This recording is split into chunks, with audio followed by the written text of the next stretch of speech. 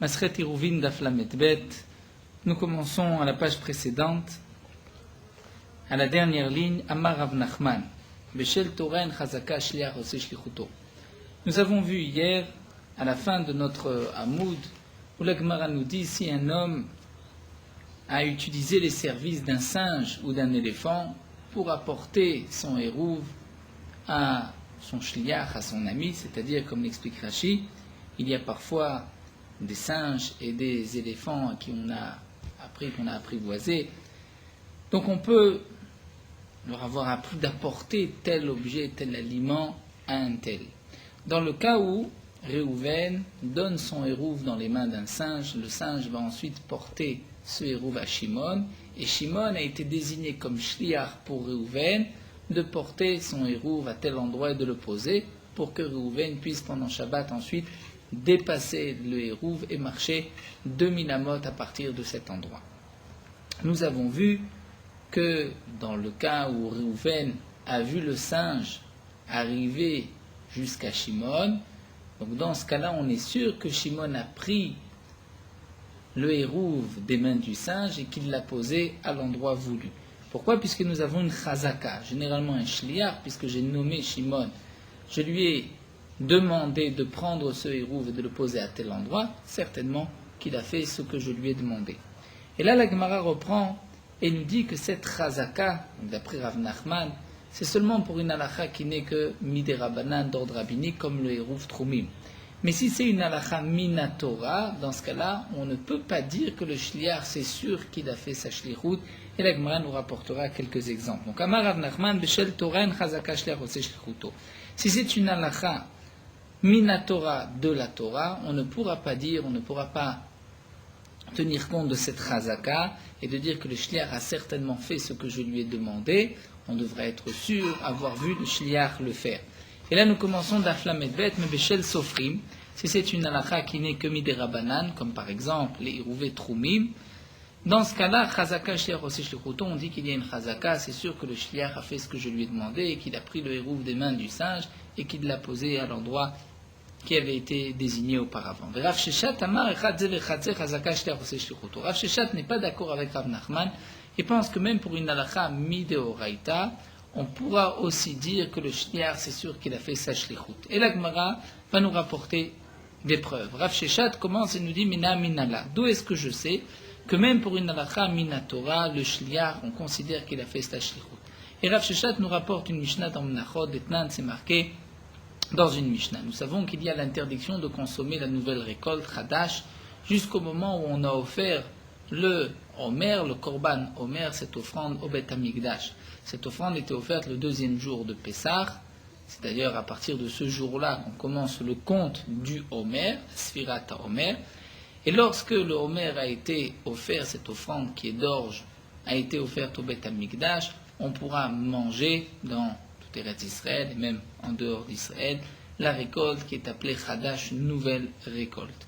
Et là nous dit la Mishnah, Mishekara va Omer, lorsqu'on a offert ce Korban Omer, Omer c'est une mesure, Utar à Chadash, on pourra manger la nouvelle récolte. Tant qu'on n'a pas fait ce Korban, on ne pourra pas manger la nouvelle récolte. De nos jours, bien qu'il n'y a pas donc de Korban, malgré tout, le deuxième jour de Pessah, le 16 Nissan en lui-même, apporte la permission à la nouvelle récolte. C'est donc une Gemara dans Masret Rosh Hashanah. Là, la Gemara nous dit Mishekara va Omer Utar Chadash Miyad. Donc immédiatement après avoir offert ce Korban, on pourra manger la nouvelle récolte. Varechokim, mais ceux qui ne sont pas sur place à Yerushalayim et qui ne savent pas est-ce qu'on a déjà offert ce Korban ou pas, eux mutarim et chatzot hayom, ils pourront manger à partir de chatzot, c'est-à-dire à partir de la moitié de la journée, puisqu'ils sont sûrs que les Kohanim ont déjà offert cette offrande, ce Korban. Donc là, nous dit la Gemara, va à Chadash. Pourtant, l'interdiction de Chadash de manger la nouvelle récolte de Oraïta, où c'est une halakha qui est minatora. Vekatane, c'est marqué, même ceux qui sont loin de Yerushalayim pourront manger à partir de Chatzot, puisque on est sûr que les Kohanim ont offert ce Korban. Donc les Kohanim sont nos shlichim, notre shliach. On va dire, Chazaka, le shliach a fait sa shlichut, il a offert ce Korban. Et donc, après Chatzot, on pourra manger la nouvelle récolte.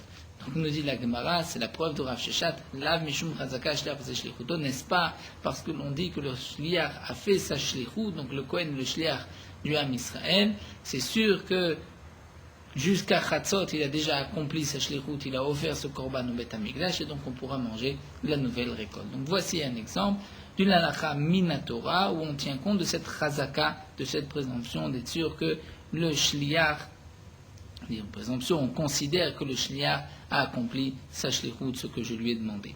Rav Nachman dit, nous n'avons pas de preuve du Homer. Pourquoi Atam Kedekatane Ta'ama?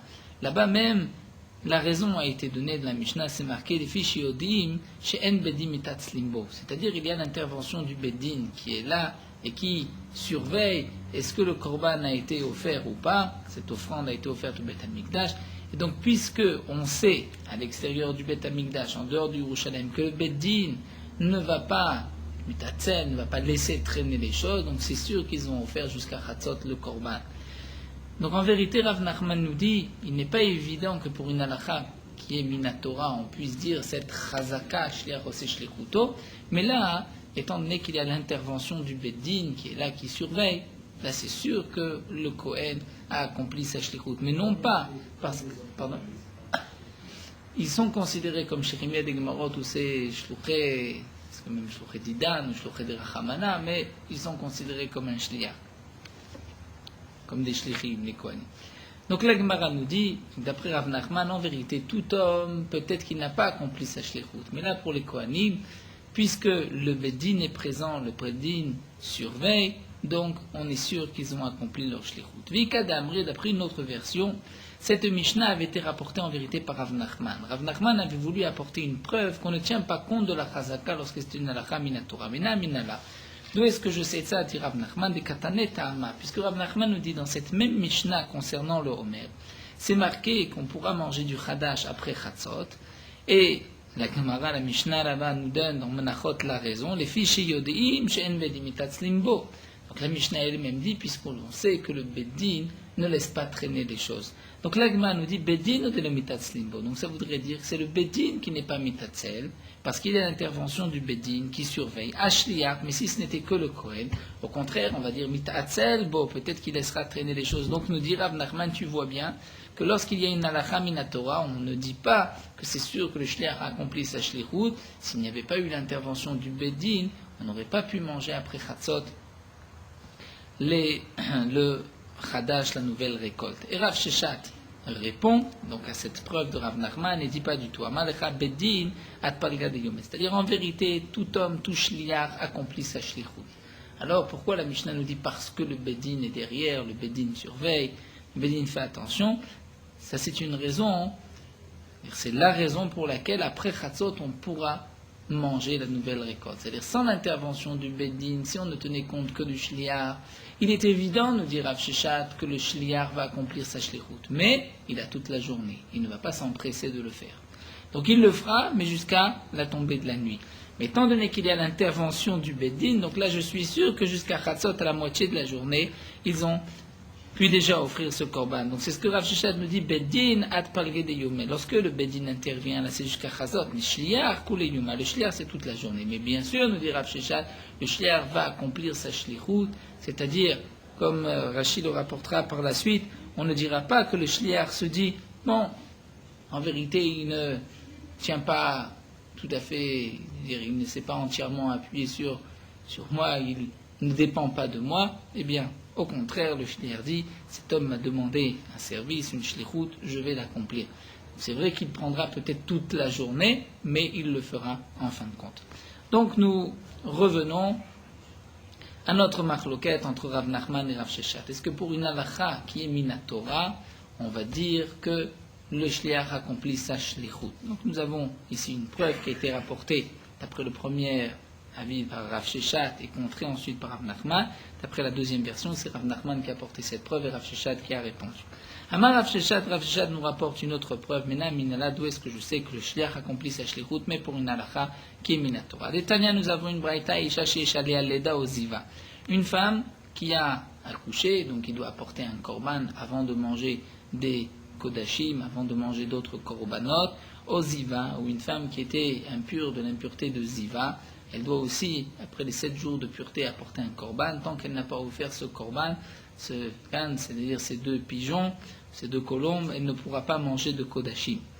Donc là, Isha, cette femme qui avait sur elle le korban après un accouchement d'une ziva, mais via ma'ot, elle pourra apporter l'argent, la valeur de ces pigeons. Venotenet beshofar, elle le posera dans un chauffard, dans une urne qui a été préposée pour ces corbanotes-là.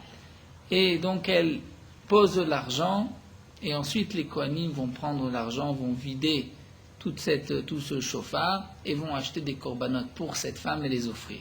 Donc cette femme ne doit pas se poser la question est-ce que les kohanim ont offert son korban, ont sacrifié le korban ou pas. C'est sûr que oui, et donc Tovelet, elle pourra se tremper, Vochelet de Kodshim Laerev, le soir même elle pourra manger des corbanotes. C'est-à-dire, une femme ziva par exemple, pendant les 7 jours d'impureté, donc pendant les 7 jours de pureté, elle est considérée malgré tout impure. Donc après s'être trempée au mikvé, le lendemain elle devra apporter un korban, et ensuite se tremper au mikvé, elle pourra manger le soir même des kodashim. Donc nous dit la Gemara, comment se fait-il, relève Rav Sheshat, que cette femme peut manger des kodashim, c'est-à-dire elle est sûre que ces corbanotes ont été offerts, alors qu'elle n'a pas vu le Kohen prendre cet argent, acheter des corbanotes et les offrir pour cette femme. Maïtama, donc là, n'est-ce pas que même pour une halakha qui est minatora comme ces corbanotes, on va dire que le shliach accomplit sa shlichut, donc la femme est sûre que le Kohen a sacrifié et a apporté ce korban pour elle. Donc nous voyons pour une halakha minatora, il y a encore cette razaka. Rav Nachman dit, c'est pas sûr. Atam qui dit Rav Shmaya, là-bas, il y a l'enseignement de Rav Shmaya. Dama Rav Shmaya, chazaka in bedin shel kohanim, on dit Misham atchiklu kol moch beshofar. Nous dit Rav Shmaya, le bedin des kohanim ne se lève pas. Il y avait un bedin des kohanim qui s'occupait de vérifier est-ce que on avait pris l'argent de tous ces chauffarotes pour que ces femmes puissent ensuite manger des corbanotes. Et donc, le Bedin ne se lève pas de là-bas avant que tout l'argent qui était dans le Ma'ot ait disparu, c'est-à-dire on ait déjà acheté des corbanotes et qu'on les ait sacrifiés. Donc, puisqu'il y a encore une fois l'intervention du Bedin, donc c'est pas simplement un Kohen, c'est le Bedin qui s'en occupe. Donc là, même Rav Nachman est d'accord que dans ce cas-là, on dira que la femme peut les yeux fermés manger ensuite des kodashim, korbanot, elle est sûre que son sacrifice a été déjà offert. Amar Rav Sheshat va apporter une autre preuve. Mena minala, d'où est-ce que j'ai les Tania? Nous avons une braïta. Omer lechavero, un homme qui dit à son ami, tsev laket lechat eini metenati. Va, serre-toi, prends autant de figues que tu veux de mon figuier. Nous avons une halakha lorsque des figues ont poussé en Eretz Israël, la terre d'Israël, il faut faire des prélèvements de terumot ou maasrot. Terumot ou maasrot, une partie qui va être donnée aux Kohanim, une partie aux Lévim. Les Lévim devront ensuite prendre Trumat Maaser qui va être donné aux Kohen. Il y a Maaser Sheni, Maaser Ani, selon les années, ou bien Maaser Sheni qui va être monté à Yerushalayim, ou Maaser Ani qui va être donné aux pauvres. Il y a une halakha concernant les dîmes de maasrot. Si j'ai devant moi 100 kilos de figues, je vais prendre donc Trumot ou Masot de ces 100 kilos, donc une partie, nous avons vu déjà un 50e, donc 2% de Truma Gdola pour le Kohen, ensuite 10% pour le Lévi, et le Lévi donnera 10% de ces 10%. Dans le cas où j'ai ici des figues, j'ai ailleurs aussi d'autres figues, est-ce que je dois donner Trumot ou Masot prélevé de chaque groupe, ou je peux prélever de ces figues-là pour d'autres figues? Bien là, la règle qu'on peut prélever de ces figues pour d'autres figues, puisque de toute manière, c'est les mêmes figues, c'est des figues qui différencient. Si c'est de cet arbre ou d'un autre arbre, tous les deux ont poussé en Eretz Israël, je pourrais prendre les figues de cet arbre-là pour les figues de l'autre arbre. Donc je peux prendre la terouma d'un côté et rendre la récolte de l'autre côté kshera.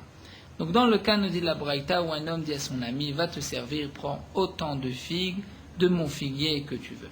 Ochel même araï, donc celui qui a été se servir pourra en manger araï, c'est-à-dire tant qu'il ne sait pas, qu'il n'y a pas eu, c'est pas fixé, donc il n'y a pas encore l'obligation de prélèvement de Trumot ou Masrot, donc il pourra simplement manger de l'arbre, mais attention, lorsqu'il va se fixer un repas, keva, qui va en prendre plusieurs, donc il y a des tas de détails, de dinim qui vont rendre le keva. Lorsque je vais manger ces figues, ça devient keva et je devrais faire un maaser. Donc ce qui nous intéresse ici, c'est que la Braïta nous dit maasran vadai. Et lorsque tu viendras prendre le maaser, tu feras le maaser comme si cette récolte n'avait jamais eu auparavant de trumot ou maasrot. C'est-à-dire, tu ne vas pas penser que peut-être le propriétaire, pensant que tu vas te servir de ces ténim, va prélever d'autres figues pour toi pour ne pas que tu manges une récolte tevel. Mais ça, on ne dit pas. Pourquoi ? C'est simple, puisque le propriétaire m'a dit va te servir. Il ne sait pas combien j'en ai pris, puisqu'il ne sait pas, donc il ne peut pas prendre la terouma pour moi, puisqu'il ne sait pas quelle quantité je vais prendre de figues. C'est pour cela que dans ce cas-là, lorsque je vais faire ce prélèvement vadaï, c'est comme s'il n'y avait pas eu auparavant de prélèvement. Je pourrais donc faire la bracha, je devrais aussi donner aux Kohanim, aux Lévim, etc. Maintenant, dans le cas où le propriétaire me dit Malelecha kalkalaze teinim mitenati, sers-toi, remplis ce panier de figues de mon figuier.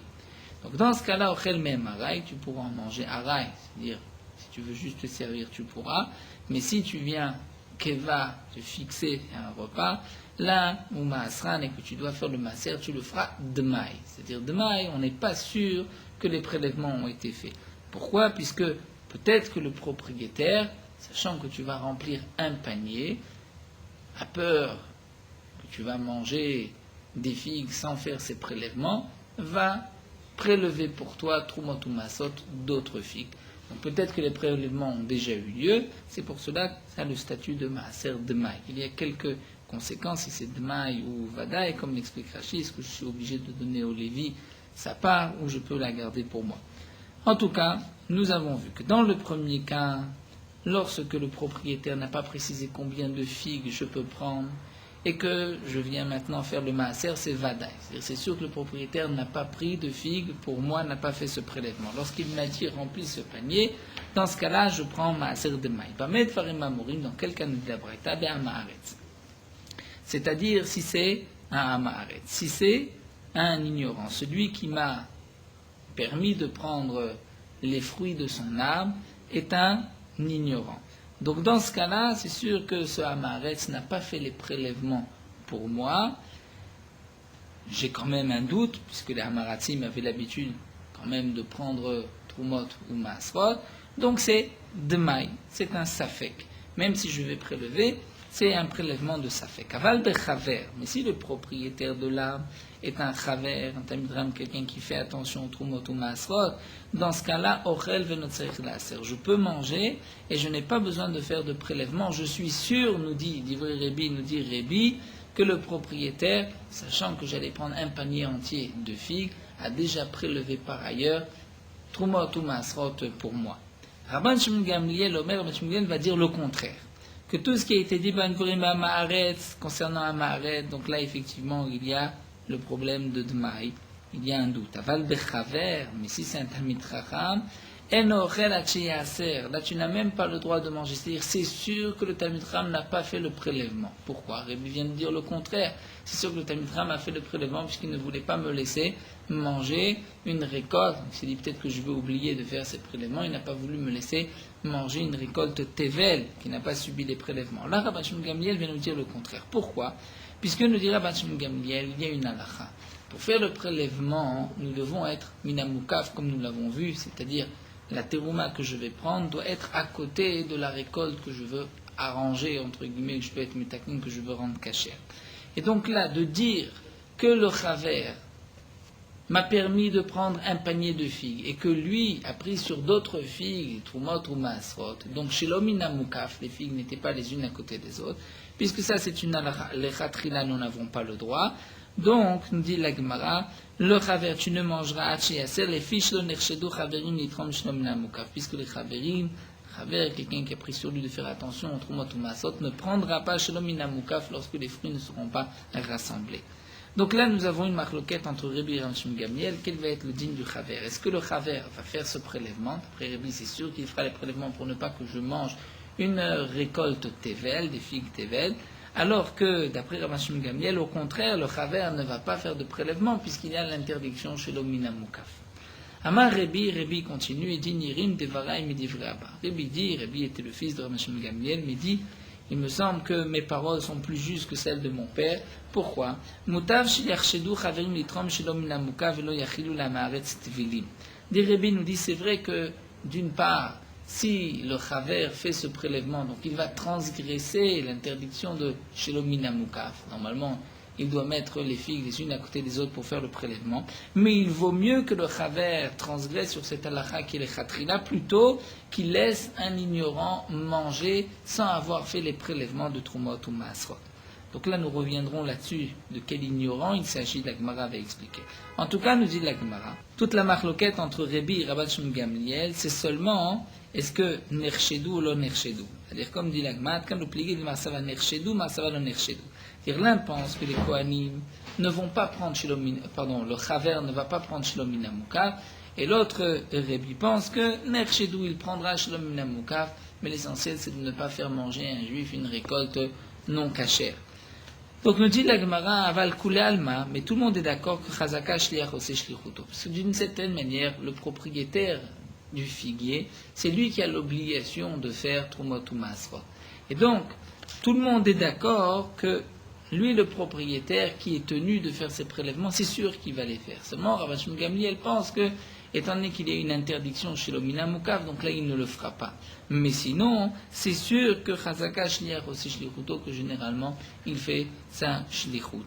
Donc, nous dit Rav Sheshet, tu vois bien que même pour une halakha minatora, le shliach, c'est sûr qu'il va faire sa shlichut. Donc, un chaver qui est propriétaire de l'art, c'est sûr qu'il va faire le prélèvement. Seulement, Rabban Shimon Gamliel nous dit, il ne fera pas ce prélèvement parce qu'il y a l'interdiction shlomina mukaf. Mais s'il n'y avait pas eu cette interdiction, donc c'est sûr qu'il aurait fait son devoir de prendre Trumot ou Masrot. Et Rav Nachman répond, Atam qui dit Rav Chanina, comme Rav Chanina Chouzaï qui a dit, Tamar Rav Chanina Chouzaï, Chazaka ou al-Chaber shnemotzi davar shnemetukan mitachat yado. C'est-à-dire, Rav Nachman nous dit, ce n'est pas valable pour toute la Torah concernant les dynimes de Masrot. Là, nous avons une Chazaka que tout homme qui a pris sur lui de faire attention, dans sa Kabbalah, dans son obligation de faire attention, il y a aussi un principe à respecter, c'est de ne rien laisser de ses mains qui ne soit pas metukan, qui ne soit pas arrangé. C'est-à-dire, lorsqu'un chaver avait dans les mains une récolte, je me dis, il ne va pas la laisser sans faire le prélèvement. C'est pas possible qu'il est rentré à la maison et qu'il n'ait pas fait Trumot ou Masrot. Lorsque je rentre dans une maison d'un chaver et que je vois une récolte, je suis sûr que ce chaver a déjà fait Trumot ou Masrot. Il ne va pas laisser la récolte et partir et risquer de faire transgresser un juif si ce juif mange cette récolte. En tout cas, donc nous avons, à travers cette braïta, vu ce din de shliach osé shlichuto, et là nous allons reprendre un petit peu la braïta. Donc la Gemara, c'est Rav Sheshet a rapporté une preuve. Puisque là nous avons une marloquette entre Rebi et Rabban Shimon Gamliel, est-ce que le propriétaire du figuier va faire les prélèvements pour celui qui va prendre tout un panier de figues ou pas? Donc Rebi nous dit c'est sûr qu'il va faire ses prélèvements. Rabban Shimon Gamliel nous a dit pas du tout, au contraire, il ne fera pas les prélèvements puisqu'il a l'interdiction shlomina mukaf. Il ne peut pas prendre d'ailleurs puisqu'il doit prendre à côté de la récolte qu'il doit arranger. Donc Rav Sheshet a dit toute la marloquette, c'est ce que Nershedou ou pas, est-ce qu'on va faire une trumot, un prélèvement alors que c'est shlomina mukaf, mais tout le monde est d'accord, après une Rav Sheshet que le shliach, aussi shlichuto, ici le shliach c'est le propriétaire qui lui est tenu de faire le maaser. Donc là la Gemara a répondu d'après Rav Nachman que dans le cas du maaser c'est particulier puisque le chaver fait attention de ne rien laisser de ses mains qui ne soit pas arrangé. C'est là la raison de Rebi. Rabban Gamliel pense juste qu'il y a l'interdiction shlomina mukaf. Donc, concernant notre marloquette entre Rav Nachman et Rav Sheshet, est-ce que shliach aseh shlichuto dans une halakha minatora, nous n'avons toujours pas de preuve. La Gemara reprend malgré tout cette braïta. Donc nous allons juste reprendre rapidement ce que nous avons vu. Lorsqu'un homme, le propriétaire dit à Réhouven, tu peux te servir de mon figuier, donc là c'est sûr que le propriétaire n'a pas fait de prélèvement puisqu'il ne sait pas combien Shimon va prendre de figues, et donc c'est à Shimon de faire un prélèvement vadaï. Dans le cas où Réhouven a dit à Shimon, sers-toi et prends un panier de figues. Là, c'est marqué dans la braïta que Shimon devra faire ses prélèvements, mais demaï. Ça fait que peut-être que le propriétaire, sachant la quantité, donc va faire ce prélèvement pour ne pas laisser Shimon transgresser et manger une récolte tevel. Ensuite, nous avons la marloquette entre Rabbi et Ramshon Gamliel. Rabbi nous dit, tout ceci n'a été dit que concernant le Hamaretz, l'ignorant, mais le Chaver, lui, c'est sûr que je n'ai pas l'obligation de faire le maaser, c'est sûr que le Chaver a fait le maaser pour ne pas me faire manger une récolte tevel. Alors que d'Abraham Shem Gamliel, c'est le contraire, lui, le Chaver, n'a pas fait de maaser, puisqu'il ne peut pas prendre chez l'Ominamukaf. Et ensuite, Rabbi reprend et dit, il vaut mieux que le Chaver prélève chez l'Ominamukaf et de ne pas laisser manger un Hamaretz du tevel. Donc là, la Gemara nous dit, Amarma. Tu as dit, tout ce qui a été dit concernant un ignorant, c'est-à-dire lorsque le propriétaire de l'arbre est ignorant. Aval bechaver, si le propriétaire de l'arbre est quelqu'un qui fait attention, d'après Rabbi, tu pourras manger, tu ne devras pas faire de maasrot. Alors demande la Gemara, Hamaretz de Kamarde Leman. Le propriétaire, le Hamaretz, d'accord, lui a dit à qui de se servir. Est-ce qu'il l'a dit à Hamaretz ou un Talmid Chacham? Il m'a dit qu'à Hamaretz Chavresi, il a dit aussi à Hamaretz. Alors que signifie la suite d'après la Braïta, Maasran de Maï? C'est-à-dire on dira au Hamaretz, c'est-à-dire celui qui a pris les figues, tu dois faire ce prélèvement de Maï. Pourquoi? Puisque ton ami Hamaretz n'a peut-être pas fait les prélèvements, mais lui, nous dit la Gemara, Mitzayet, est-ce qu'il va nous écouter? Il dit plus, Rashi nous dira plus encore, il fera plus confiance à son ami Hamaretz qu'au Chaver. Et donc, ça ne rime à rien de dire, tu dois, toi, Hamaretz, faire un prélèvement de Dmaï, parce que peut-être que le propriétaire n'a pas fait de Trumot ou Masrot. Alors, nous dit la Gemara, et là-bas, Hamaretz et Kamar le Chaver. On est obligé de parler de Dieu dans le cas où c'est le propriétaire qui est Hamaretz, qui a dit à un Talmid Chacham, sers-toi de ses filles, et donc le Talmid Chacham a un doute, peut-être que le propriétaire a fait Trumot ou Masrot ou pas. Alors, Ima Sefa, mais c'est ainsi. Qu'est-ce que Rabbi a voulu dire? Nirim divra et midivra abba. Mes paroles sont plus logiques que celles de mon père. Mutav cherchedou chaver mitrom shlo minamuka velachilou lamaretz tvelim. Il vaut mieux que le chaver, le propriétaire, fasse ce prélèvement shlo minamukaf, même lorsque la terouma ne se trouve pas à côté de la récolte, plutôt que de faire manger un amaretz tevel. Mais de quel amaretz il s'agit? Puisque nous venons de dire que, ou bien c'est un amaretz qui a donner à un chaver, à un Talmid Chacham, ou bien un chaver à un autre chaver, mais non pas un chaver à un Hamaretz. Donc que vient faire ici le Hamaretz? La Gemara répond à Maravina, en vérité, Recha ba Hamaretz shamar le chaver. Effectivement, la Recha, on parle dans le cas où le Hamaretz a dit un chaver, puisque si c'est un Hamaretz qui dit un Hamaretz, donc on ne peut pas ensuite lire la suite de la Braïta, et que au Hamaretz, on va lui dire, tu dois faire un prélèvement de maï. Donc si on dit à quelqu'un fais un prélèvement de maï ou vadaï, c'est qu'il s'agit d'un chaver. Le propriétaire, lui, lorsqu'il est à Maharetz, donc le chaver doit se poser la question, peut-être que le propriétaire a déjà fait ce prélèvement. Mais dans le cas où, comme nous l'a dit la Gemara, où le propriétaire est un chaver, donc le chaver qui a pris la récolte, lui, ne doit pas se soucier, c'est sûr que les prélèvements ont été faits. Seulement la Sefa, nous explique la Gemara, c'est Bechaver chez Amar le Hamaretz. Bechaver Acher Shomo. Nous dit la Gemara, c'est un Chaver qui a dit Hamaretz, et un autre Chaver l'a entendu dire, sers-toi et tu pourras rendre mes filles. Donc là, voici la Machloket. Rabbi, ça va, Rabbi pense, et nous tournons la page, que Oto Chaver Ochel Venotzeich Laaser, que ce Chaver pourra manger et n'a pas besoin de faire de maaser. Pourquoi? Parce que c'est sûr que le propriétaire, lorsqu'il a donné donc des figues à un Hamaretz, c'est sûr qu'il a fait par la suite les prélèvements pour ne pas laisser le Hamaretz manger une récolte tevel. Donc puisque le premier Chaver, sachant qu'il donnait des figues à un Hamaretz, ne voulait pas le faire transgresser, il s'est dit, je vais donc faire les prélèvements. Donc même maintenant, si un autre Chaver, un ami du Hamaretz, veut prendre des figues, il pourra lui aussi manger ses figues. C'est sûr que ces figues ont été arrangées, elles sont roulines, le prélèvement a été fait. Ça c'est d'après Rabbi. Puisque d'après Rabbi, même si le chaver doit transgresser l'interdiction chez l'homme minamukaf, il est préférable qu'il la transgresse plutôt qu'il fasse manger à un mares un ignorant tevel. Alors que Rav Shimon Gamliel Omer dit pas du tout, lo yechal ad sheyaser, lefi shenershedu chaver mitrom shlom minamukaf. Et d'après Rav Shimon Gamliel, le premier chaver ne va pas faire ses prélèvements. C'est vrai qu'il a offert des figues à un maharetz, mais lui, le chaver, ne va pas transgresser chez le minamuka. Ve'amar le Rebi. Donc là, Rebi vient lui dire, mais pas du tout. Mutav she'arshedu chaver mitrom shel minamuka. Ve'lechilu amaretz tevelim. Donc il vaut mieux que le chaver transgresse, on peut dire une petite interdiction. C'est-à-dire il ne va pas prélever minamukaf, c'est-à-dire la terouma ne se trouve pas à côté de la récolte, mais c'est pas grave, il vaut mieux cela plutôt que le amaretz mange une récolte tevel. Là, il y a une interdiction, un chiyuv mita.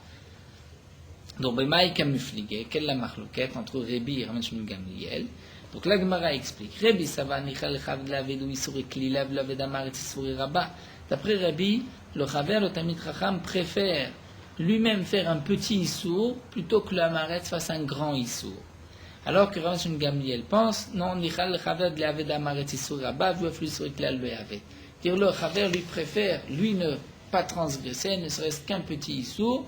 Même il laissera le Hamaretz faire une plus grande transgression. C'est-à-dire, le Chaver se dit, moi je n'ai pas le droit de transgresser. Même si, indirectement, à cause de moi, le Hamaretz va transgresser, eh bien c'est son problème, c'était à lui de faire attention. Malgré tout, Rebi lui pense que pas du tout. Il vaut mieux au Chaver faire un petit Issour, mais ne pas laisser le Hamaretz faire un grand Issour. C'est vrai que Tosfot relève une Gemara dans Maseret Shabbat que nous avons vue, où la Gemara dit clairement, on ne dit pas à un homme faute pour que ton ami n'ait pas de transgression. On voit, je ne dois pas moi fauter pour qu'un autre ne faute pas. Donc là, Tosfot nous dit, c'est quand même différent dans notre cas d'après Rebi, puisque c'est lui qui a donné au Hamaretz à manger des figues, donc il est d'une certaine manière responsable de ce qu'il a donné. Donc c'est pour cela que d'après Rebi, il vaut mieux que le Chaver transgresse ce petit issour. Donc en conclusion, ce que la Gemara a voulu dire, c'est que lorsque un Maharetz a dit à un Chaver, sers-toi de mon figuier, si le Chaver, donc Shimon, qui a pris ses figues, vient à faire ses prélèvements de Trumot Masot, il devra les faire Vadaï. Puisque là, même le Hamaretz ne sait pas quelle est la quantité qu'il a pris. Dans le cas où il a dit tu peux prendre un panier de figues, là le Chaver, cas où il va faire ses prélèvements, s'il vient manger keva, il vient se fixer un repas, donc il a l'obligation de trumot ou masrot, mais il prendra shema, dire dmaï. Ce n'est pas sûr que les prélèvements n'ont pas été pris, puisque peut-être que le Hamaretz n'a pas voulu le faire transgresser. Mais tout ceci, comme le précise Rebi, c'est seulement dans le cas où c'est un Hamaretz. Mais si c'est un Chaver, là le Chaver, c'est sûr qu'il a fait le prélèvement puisqu'il ne veut pas laisser un Hamaretz transgresser. Comme l'Agma l'a expliqué, c'est-à-dire lorsque un Chaver a donné un Hamaretz, Reuven et Chaver, pris sur lui de faire attention. Le Chaver à l'époque, c'était quelqu'un qui a pris sur lui toutes les halachot de Trumot ou Masrot. Donc il y a certaines choses d'ivrei Chavrout qu'il doit accepter devant 3 personnes. Et faire attention à tous les dynimes de Trumot ou Masot, donc c'est un homme de confiance chez qui on peut manger les yeux fermés. Donc là, le Chaver, nous explique l'Agma, lorsqu'il donne à un Maharetz, même s'il y a un autre Chaver présent, cet autre Chaver, nous dit Rebi, il pourra manger les figues sans regarder, puisque c'est sûr que le premier, ne voulant pas que le Maharetz se transgresse et mange une récolte Teved, a fait les prélèvements, même s'il doit pour cela transgresser l'interdiction chez l'homme Minamukaf. En tout cas, nous n'avons pas conclu cette marloquette entre Rav Nachman et Rav Sheshet. Est-ce que Beshel Torah, le shliach ose shlichuto ou pas? La halakha a l'air d'être comme Rav Nachman, que pour une halakha mina Torah, on ne considère pas que le shliach a fait sa shlichut, il faut s'assurer que le shliach a bien fait ce qu'on lui a demandé. Mais pour les dynim de Reuvet Troumi, puisque je lui ai demandé de prendre le hérouf, de poser à tel endroit, certainement qu'il l'a pris et qu'il l'a posé à l'endroit convenu. Nous continuons avec une autre Mishnah, Natno Beilan. Un homme a pris son hérouve et il l'a posé sur l'arbre. Lema la masarat fachim. Si il a posé le hérouve au-dessus de 10 fachim, un hérouve au hérouve. Le hérouve n'est pas valable. Nous verrons pour quelle raison dans la Gemara. Lema ta masarat fachim, si c'est en dessous de 10 fachim, hérouve au hérouve, le hérouve est valable. Netano bebor, dans le cas où un homme a pris un hérouve et qu'il l'a posé dans un puits, Afilo amok mea ama, même si le puits est profond de 100 amot, iruvo eruv, dans ce cas-là, le eruv est valable. Et là aussi, nous verrons l'explication dans la Gemara. Donc nous allons petit à petit expliquer notre Mishnah. Yetiv Rabbi Chia Baraba Ravasi. Rabbi Chia Baraba était assis avec Ravasi, Rava Bar Natan, Yetiv Rav Nachman Gabayou. Rav Nachman est venu se joindre, Viatve Vekamre. Ils ont tous les trois étudié ensemble et ils ont dit Aï ilan dekae echa. Cet arbre que la Mishnah nous parle. C'est marqué lorsqu'on a posé le hérouf sur l'arbre au-dessus de 10 tfachim ou en dessous de 10 tfachim. Où est-ce que se trouve cet arbre? Si l'arbre se trouve dans un domaine privé, donc là demande la Malimata, quelle différence si le hérouf se trouve au-dessus de 10 tfachim ou en dessous, puisque Reshuta Yachid, Olea Adleraki, alors Reshuta Yachid monte jusqu'au ciel. Donc bien sûr, le problème, comme on le voit là dans le Reshut Arabim, c'est que le hérouv n'est valable que s'il est posé dans un endroit où je peux le consommer pendant Shabbat. Mais si je l'ai posé dans un Reshut Hayachid, et que moi je me trouve obligatoirement dans un Reshut Arabim, prenons un exemple où nous avons c'est-à-dire une pierre qui est de 4 tfachim sur 4 tfachim, qui a une hauteur de 10 tfachim. Lorsqu'on va poser le hérouv dessus, donc le hérouv se trouve dans un reshut hayachid. Si moi je suis dans un domaine public, je ne pourrais pas manger ce hérouv. Je ne peux pas sortir le hérouv d'un domaine public, faire un domaine privé. Le domaine privé concernant Shabbat, comme nous l'avons vu dans Maseret Shabbat, ne dépend pas du propriétaire de cet endroit. Il dépend des particularités. Est-ce que cet endroit est de 4 sur 4 et une hauteur de 10? Donc s'il est de 4 sur 4 et une hauteur de 10, c'est un reshut hayachid et je ne pourrais pas le prendre. Donc là, la Gemara nous dit, si de toutes les manières cet arbre se trouve lui-même dans un Reshut Hayachid, puisqu'il se trouve dans le Reshut Hayachid, le Reshut Hayachid monte jusqu'au ciel, donc en dessous 10, au-dessus de 10, il n'y a pas de différence. Alors nous dit la Gemara, il a des cas Reshut Arabim. On parle du cas où un arbre se trouve dans un Reshut Arabim. Et Rashi précise, cet arbre a une largeur de 4 sur 4. Donc lorsque le hérouf se trouve au-dessus de 10 tfachim, donc le hérouf se trouve dans un domaine privé, un Reshut Hayachid. Et puisque moi je suis dans le Reshut Rabim en bas de l'arbre, je ne pourrais pas prendre le hérouv et le consommer. Et donc, nous dit la Gemara, Demitkaven Ishbotecha, où est-ce que lui a voulu passer Shabbat? Inima Demitkaven Ishbot Lemala, donc s'il lui a voulu passer Shabbat dans l'arbre, c'est-à-dire on considère que l'endroit où il a voulu passer Shabbat c'était dans l'arbre lui-même, donc là où comme Echat, lui aussi se trouve dans le Reshut Hayachid, c'est-à-dire là où il a décidé d'être pendant Shabbat, c'est sur l'arbre, puisque l'arbre est de 4 sur 4 et qu'il y a aussi son hérouv, donc le hérouv lui-même se trouve, c'est-à-dire lui il n'est pas encore sur l'arbre, mais là où il a décidé d'être, c'est dans un Reshut Hayachid, et donc là-bas il peut consommer son repas, donc le hérouv c'est sûr qu'il est valable. Donc on parle de l'agman itkaven nishvot lemata. Lui a l'intention de passer Shabbat en dessous. Et il a posé son hérouv dans un arbre qui fait 4 sur 4 au-dessus de 10 tfachim. Donc dans ce cas-là, il ne pourra pas, le hérouv n'est pas valable puisqu'il ne peut pas manger ce repas. Mais dans le cas où il a posé son hérouv en dessous de 10 tfachim, et là, nous explique Rashi, même lorsque l'arbre fait 4 sur 4, et là nous avons vu dans Maseret Shabbat, lorsqu'il y a une surface de 4 sur 4 en dessous de 10, c'est malgré tout une carmélite, donc un domaine qui est Midé Rabanan. Et de toutes les manières, du Reshut Arabim, dans la carmélite, on n'a pas le droit non plus de porter pendant Shabbat. Donc comment se fait-il que dans ce cas-là, la Mishnah nous a dit que le hérouv est valable? En vérité, nous dit Rashi, cette question aurait pu être posée par la Gemara, mais la Gemara pose aussi une autre question, demande à Kamishtamesh Begilan. C'est-à-dire, de toutes les manières, il n'a pas le droit de tirer profit de l'arbre, puisqu'il y a une interdiction de monter sur un arbre. J'ai peur qu'il va, il va prendre une feuille, un fruit de l'arbre, donc il n'a pas le droit de se servir de l'arbre pendant Shabbat. Donc comment se fait-il qu'il puisse laisser son hérouv sur un arbre? Et là, la Gemara va répondre, le olam de Kaibir Shtarabim. Donc effectivement, on parle dans le cas où lui se trouve dans un reshut, où que l'arbre se trouve dans un reshut arabim. Fenit kaven ishvot le mata. Et lui a décidé de passer Shabbat en dessous, c'est-à-dire dans le reshut arabim. Lorsqu'il a posé son hérouv sur l'arbre et que l'arbre fait 4 sur 4, au-dessus de dit Fahim, le Hérouv n'est pas valable puisque le Hérouv se trouve dans un Reshut Hayachid et lui est dans le Reshut Arabim. Mais dans le cas où il a posé son Hérouv en dessous de dit Fahim, dans ce cas-là, le Hérouv est valable. Pour quelle raison? Nous avons en vérité deux questions. Tout d'abord, c'est dans une carmélite. Et d'une carmélite vers le domaine public, on n'a pas le droit de porter. De plus, on n'a pas le droit d'utiliser un arbre. Eh bien, la Gemara répond Rébi. Cette Mishnah, c'est comme l'auteur est Rébi, Dama, Kodavar, Shum, Shvut, Logazwala, Benashmashot. Lorsqu'il y a une interdiction Shvut qui n'est que Midera Banan, comme la carmélite, ou bien d'utiliser, de monter sur un arbre, les Chachamim n'ont pas fait de Gzera Benashmashot, c'est-à-dire au crépuscule, au moment de l'entrée de Shabbat. Comme nous l'avons vu déjà plusieurs fois, à quel moment le Hérouv est considéré, donc à quel moment je suis Shovet, j'ai désigné cet endroit où je vais passer Shabbat, c'est au moment de l'entrée de Shabbat, au moment de Ben Hashmashot. Donc puisqu'au moment de Ben Hashmashot, lorsque je vais être Koné Shivita, c'est-à-dire on décide qu'à ce moment-là, je vais passer Shabbat à tel endroit, et donc j'ai de cet endroit-là encore 2000 amot, ça c'est au moment de Ben Hashmashot. Au moment de Ben Hashmashot, il n'y a pas d'interdiction Midera Banan, donc à ce moment-là, j'ai le droit de prendre, de consommer mon Hérouv, même s'il se trouve dans une carmélite, même s'il est sur l'arbre.